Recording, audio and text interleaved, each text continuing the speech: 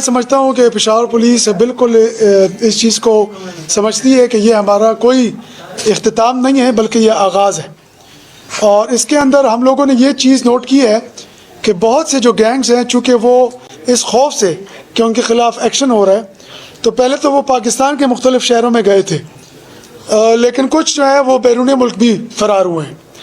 تو اس کے حوالے سے جی ہم نے بالکل ایک پالیسی کلیئر کی، اور جو پچھلے دنوں سوشل میڈیا پہ خبر چلی تھی وہ بالکل میں اس کی تصدیق کرتا ہوں کہ ہم جو ہے انٹرپول کے ذریعے بھی ان کو واپس پاکستان لائیں گے، اور جن لوگوں کے ساتھ انہوں نے ظلم کیا ہے ان کے ظلم کا حساب انشاءاللہ ہم ان سے لیں گے۔ جی ہمارے پاس جی کم از کم 3 میجر گینگز کے جو سرغنے ہیں ان کا ڈیٹا آیا ہے کہ جو اس ٹائم بیرون ملک فرار ہوئے ہیں،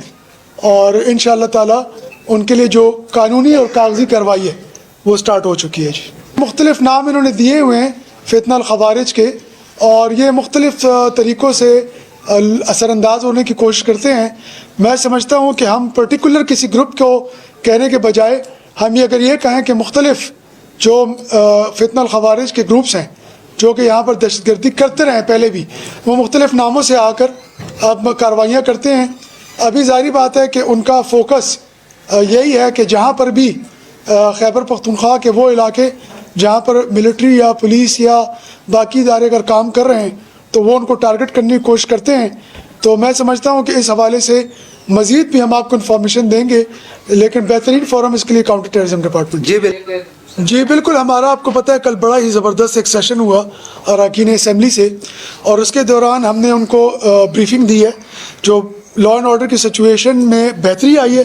جو ہم لوگوں نے ایکشنز لیے ہیں اس کے حوالے سے، اور جو چیلنجز درپیش ہیں۔ تو چیلنجز ہمیں 2 قسم کے درپیش ہیں۔ ایک تو ہمارا یہ ہے کہ ہمارا ہیومن ریسورس، یعنی ہمیں نفری کی جو کمی ہے اس کے حوالے سے 3165 نفری کا ہم نے جو اضافی ہے، اور یہ کوئی ایکسٹرا نہیں ہے بلکہ یہ باقاعدہ جو پولیس رولز تھے اس کے تحت آپ کو پتہ ہے کہ 400 افراد کے اوپر ایک پولیس کانسٹیبل ہوتا تھا، یہ 1934 کی بات ہے، اور ابھی تو ڈائنامکس بھی بہت بدل گئے ہیں۔ چینجنگ ڈائنامکس میں ہم لوگوں نے اس نفری کی ضرورت کا محسوس کیا وہ بھی، اور اس کے علاوہ سب سے بڑی بات یہ ہے کہ آپ کو پتہ ہے ایوالو کر رہا ہے کرائم کا پیٹرن بھی